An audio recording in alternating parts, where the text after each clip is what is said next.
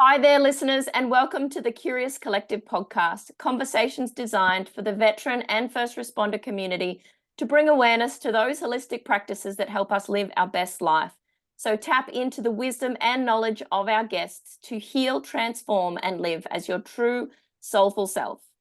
Listeners, today for you, I have an amazing man. His name is Adrian, and he is from a business called Fairy Meadow Hypnotherapy, and he's going to be talking to us today about how he got into the work he's doing, what he's doing in the world now, and whatever else comes out in this podcast. So welcome, Adrian. Thanks, Katie. Thank you so much for having me. We've been speaking for nearly half an hour beforehand, and it's like nuggets of gold and the like are dropping everywhere. And it's like, wow, this is cool. All right, I'm excited about this. I always need to pre-record the intros and outros to podcasts because there's always so much goodness. But please, for our listeners, just introduce yourself and what it is that you're doing in the world right now. Okay, my name's Adrian Panozzo. I have a business called Fairy Meadow Hypnotherapy, but I also practice counseling, coaching, mentoring, and I'm an EMDR therapist for trauma. I'm a paid firefighter for fire and rescue for the last 12 years. In a former life, I was a steelworker, and yeah, dark night of the soul and a bunch of really shitty things or great things in hindsight happening for me, not to me, have shifted me to a new career which I couldn't be pushed into. I had to be hit by a truck. Yeah, unfortunately, sometimes it is that way. So you're doing hypnotherapy as your main offering right now? Are you? An EMDR, yeah. Are you able to talk into what that is for listeners that might not have tried it? So hypnotherapy is 95% of our thoughts are at the subconscious level. And at the conscious level, our thoughts are predominantly the same as yesterday, right? So most of our thoughts are subconscious and most of them are exactly the same as yesterday. And so by working with helping people change subconscious thoughts, we're dealing with the iceberg, with most of the thoughts below the surface. If we can affect half of these, right, that's 50% of your thoughts basically change. Whereas if we do a massive, amazing job changing conscious thoughts with talk therapy, which is not particularly effective, then we still only get 100% of that 5% of conscious thoughts. So what would be an example, say, of one of the main subconscious thoughts that we don't even know is sort of affecting us? We have primary questions, and it's a question going on in the back of our head. Perhaps it might be, am I good enough? Am I lovable? Everyone has sort of different ones, but it's usually on the same sort of thing. Am I lovable? Am I good enough? And it affects our behavior and the things we do and the way we behave. And like I'm getting reactions to particular interactions with people might be fueled by those subconscious thoughts. Yeah. Our subconscious thoughts sort of define our personality and therefore our behavior and what we do. And what we do defines the results that we get. And then it's just a big loop. So when clients come to see you, is it like, I know I've been to a few hypnotherapists, I love it, but for those that haven't, it's not like the old lay down on the couch and you wave a little watch in front of their face type work. Can you explain how you deliver your offerings? Yeah, that's interesting. Well, that's part of the stigma with hypnosis is it's been clouded by stage hypnotherapy where people do things for entertainment value, and it creates a little bit of a stigma and a distrust with what hypnotherapy is. EMDR therapy, on the other hand, is relatively new and it's quite defined. EMDR doesn't have a stigma to it. So I didn't answer the question. What was the question? How does hypnotherapy look for someone that might be new coming into it rather than that sort of old preconceived idea of the clock waving and the eyes turning into spirals, Yeah, well, basically hypnotherapy is all about reaching an altered state, right? And there's so many ways of reaching an altered state. Some people do it with drugs, some people do it with relaxation. I worked in an adolescent wellness clinic for the co-chair of the National Mental Health Commission, and she said to me as a doctor, "I don't want you to do hypnosis here." And I was new to the game, and I'm like, "She's the boss." And so I went, "Oh, well, how do we do these results? What's this all about?" It's about reaching an altered state so people can change their behaviors. And basically I started teaching the children and their carers, the adults, breath work, and got them really relaxed, and then did guided meditation. Essentially, it was the same thing, but I kept my word by not doing formal hypnotic inductions. Because when you're in that altered state, your mind's more open to that positive suggestion.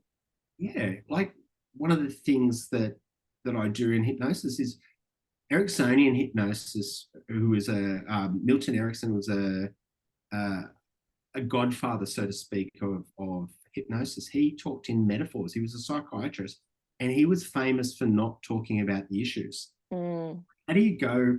How do you go to a psychiatrist for an issue and not talk about the issue? Isn't that great? Well, that's fantastic, and it's one of the great things about EMDR. You don't have to discuss your traumas. We just go there and then we clear them without having to revivicate them.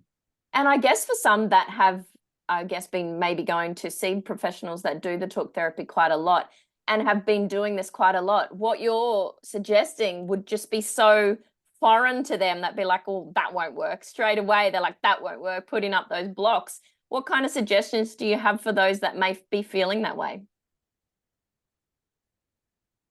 Well, the World Health Organization, EMDR is relatively new. Francine Shapiro created what it is now in the late 80s, right? The World Health Organization talks about EMDR as the gold standard of PTSD treatment. Now, if you get conservative bodies like the World Health Organization to say that after technology is barely one lifetime old, that's pretty high indictment. I love to not say Adrian's wonderful and Adrian's great. Rather, here's the outcome this person's got. That's social proof. Rather than everyone can tell you how good they are, and I hate people telling me how good they are, because it's like, how about you get some? How about you take me and show me someone else who shows me the results and the outcome? Yeah, I like that as well. So it's good, and it's so rewarding as well when you're working with clients and they're getting these amazing results, and you're like, yes. And it's also then confirmation for you, and it actually helps you to get better and better and better at what you do. I got someone had a session with me on their second session. So the first session we did all the leg work, right, and finding out. And then the second session we did the EMDR, and she wrote a testimonial to me, and she said, I'm paraphrasing here, but it's on my website somewhere. She said, "It's amazing to be able to do this and clear stuff out without clearing years of trauma, without years of talk therapy, which just made things worse." Yeah. And people are looking for the way through the fog. So if the way through the fog can be that little bit quicker and supported, like, go for it. What do you got to lose? If you always do what you've always done, you'll always get what you've always gotten. And that's sort of like, it's a truism, and it's kind of facetious, but the medical model is doing the same thing over and over again and not getting the results. Yeah, I agree. So you're here doing this amazing work now. You weren't always doing it. Did you want to talk into a little bit of how you got to be doing this work you're doing now? Yeah, sure. As I said when we were pre-chatting about this, it's like, how long? I could go for ages. Look, I personally had like what is referred to as a dark night of the soul. I've been firefighting for 12 years. I had another job for 22 years. And it was miserable and hated it. And I never would have quit because I was making too much money. It's like, I'm making $120,000 back in the day. And I didn't think I had the skills or the ability to do anything else. And so I had a hero's journey where the call to change was ignored, and ignored. And, we spoke earlier, you get a feather to tell you it's time to change, or you get a push, it's time to change. And then you get a truck. And then by the time the truck hits you, it's like, well, you can't ignore a truck. And I think you referred to mine as the truck got and backed over you several times. So I lost my job. I lost my father. My wife told me she didn't love me. I moved out. And then weeks later, I found out she was having an affair. And so all of this happened in the space of a year. So pretty much all the main stresses that you can have at one time or happened at one time. And I kind of fell apart. I don't think I had a full breakdown, but I fell apart. And I cried into my coffee. Thank God for COVID. I said COVID was horrible, but at the same time, it allowed me to have a newly established business, and the government sort of subsidized me $750 a week while I cried into my coffee, and got back on my feet and learnt skills, became a hypnotherapist, an EMDR therapist, and started to do things that light me up, helping people and getting outcomes. What I love there that you've shared is that through those darker times, you've found now things that light you up and bring you joy. So I guess maybe if there's listeners there that are feeling in those dark times, what advice do you have for them to get them across the line and to go out and follow those breadcrumbs to seek what it is that brings them joy? Yeah, it's interesting. What kept you going? What got you to that point, or where you are now chatting to me and all these beautiful listeners? In emergency services and sometimes in life in our own personalities, we become resilient mofos. We keep on showing up. We keep on doing our stuff, boom, boom, boom, boom, boom. And we keep on doing them until we can't do them anymore. I wouldn't have chosen this. I really wouldn't have. I thought, yeah, this is a better life, but I wouldn't have chosen it. It was the truck ran over and reversed, and I had no choice. Right? I had no choice. I had to start again. And there's a beauty in not having a choice. It's kind of, I'm hearing the word surrender. Very reluctantly surrendered. Very reluctant. Having to trust that there is a path ahead of you, and what enables you to walk along that path. I found that very difficult too. I'd like to say to you, I became enlightened and I chose a path, and it was all easy, and it was all roses and petals, and it was all like that. No, it was hell. It never is, but that's part of it. But and hearing all the cliched sayings that you've all heard, it's like, there's light at the end of the tunnel, and things will get better, and this too shall pass. And I don't want to hear that. It's true, but it's not as quick as it sounds. But we do have choice.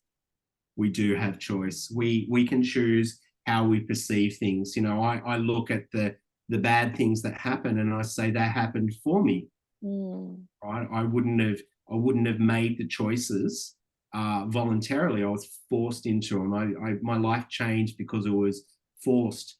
I spoke to a friend yesterday. I went for a walk with my ex-girlfriend yesterday, and we're still friends. And we crossed a fella, and I talked to him, and he's an ex-highway patrol officer. And he told me, oh, look, I dipped out. I left. And I said, oh, it was PTSD. And he goes, no. They just had a program where you can just check out. And he was one of the few that actually really just made a choice. But on the flip side, his wife, who was a serving police officer, he found her attempting to commit suicide. And so it just became stark. And she got out on PTSD, but he decided, I'm not going to go there. I see what it looks like. I've got to get out of this. And he did. Like I'm hearing like he chose himself.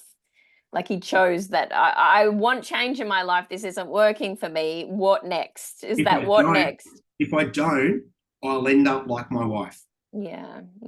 And what a beautiful thing to be able to then perhaps support each other through, that next phase, which isn't always an easy path, but when you've got people to help you through it, makes it easier. Yeah, I'm thankful. I was miserable. Like I thought my life was just an ordinary life, but I was miserable before. That was like I was talking to a client yesterday about you know, happy, sad. But my baseline was miserable. I thought miserable was normal. And so did you come across the hypnotherapy by going to see someone yourself to have this as part of your breadcrumbs to come out of the dark? So my father died of COPD, which is basically started as emphysema.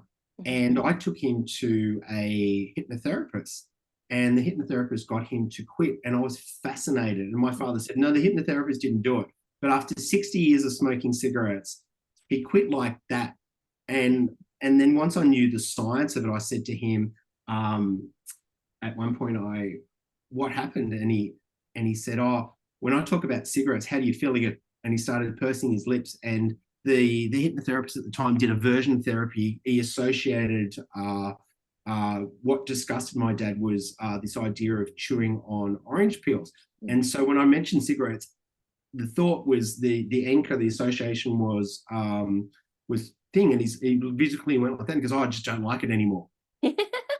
But it wasn't the hypnotherapy. And that's kind of interestingly one of the things that I had to adapt to, because people make changes at the subconscious level and they become different. And then it's like, sometimes they say, oh, thank you, you're the cause. And this is ego. And sometimes it's like, well, they've made a change. Oh, no, I did it on my own. Okay. And now it's just like, suspend the ego. They got the outcome winning. Absolutely winning. Absolutely. And then they, like you, will go on to say to someone else, hey, have you tried hypnotherapy? Yeah. Yeah, very cool. I know the experiences that I've had with hypnotherapy have been the same, where I've just been like, it's just like it's been plucked out. It's like, it's not even a thing anymore. Like the bag's been taken off my back. It's not heavy. So yeah, very valuable work. And I am very grateful that you're out there doing this for all the people that come toward.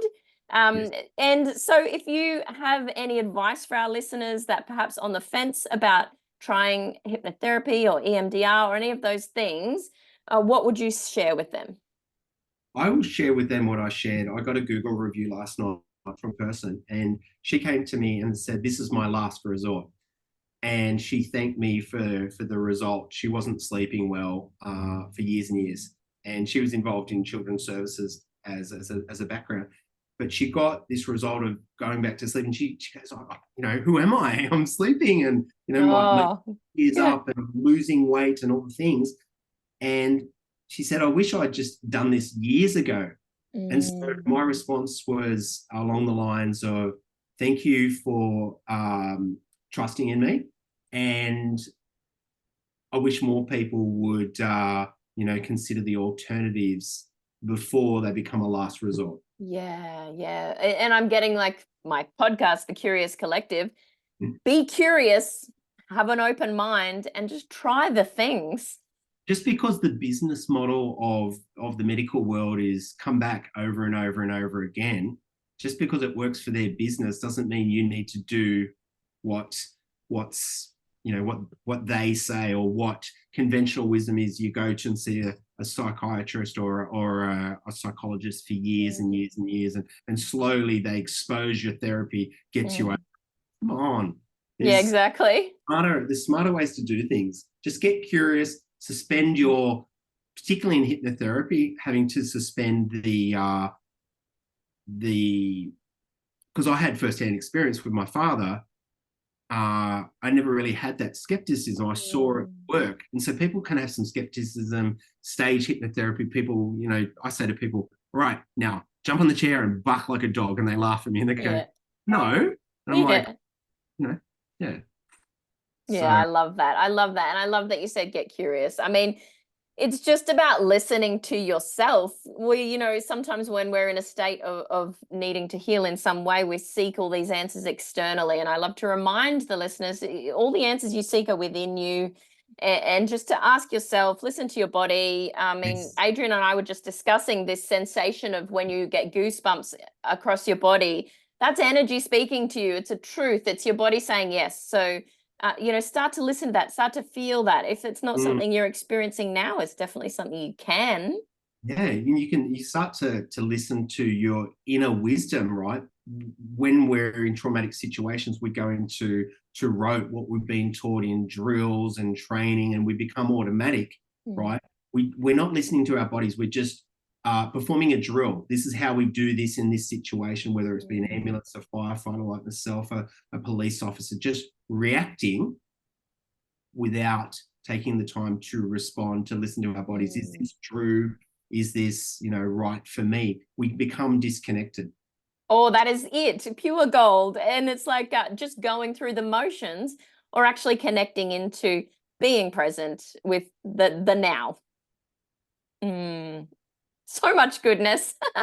I would love to thank you, Adrian, for sharing just a little bit of your wisdom with the listeners on this session, and perhaps we'll have you back in the future. Thank you so much. Oh, thank you, thank you, thank you, thank you, thank you. I'm so excited. I'm newly trained in EMDR, and it's proving to be so effective, and I'm really just beginning to ramp out and put it to emergency services, the hierarchies and the lot. And because it's not the same as, doesn't have the same sort of connotations people and misconceptions people have about hypnotherapy, I'm really excited about EMDR as a modality to help people through PTSD, CPTSD, and traumatic events, and even more so, creating good habits in their life, which is it's less. Yeah.